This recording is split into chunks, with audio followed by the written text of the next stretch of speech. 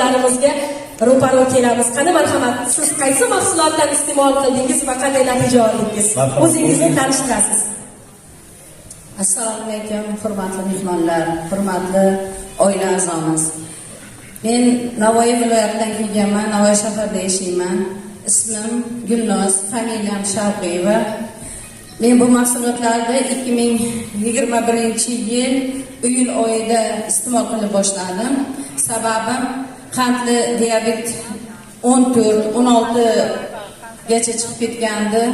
Meditsinamiz tomonidan bu mahsulotlarni meditsina tomonidan davolandim.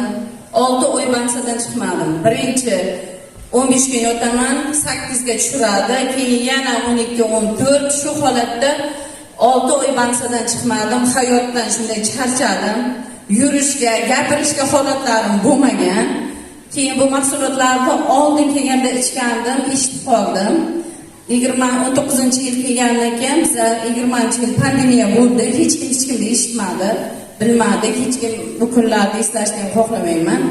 Keyin 21-yilda eshitdim, olib ichdim. Xudoga shukr, bironta dori ichmayman hozirgi kunda. Ana shu 3 etabini ham ichdim, xudoga shukr. Kuchim ko'p, ko'z tegmasin, aytishga ham nima qilaman. Ko'rib turibsizlar, yoshlanganman, oziganman. Endi bu bebaho mahsulotlar har tomonlama. U bitta sahrga emas yoki bitta nimaga emas. Bu hamma hujayralarimizni. Hozir mana Navoiy viloyatidan 50 kishi kelganmiz. Sog'lig'imni ko'rib turibsizlar.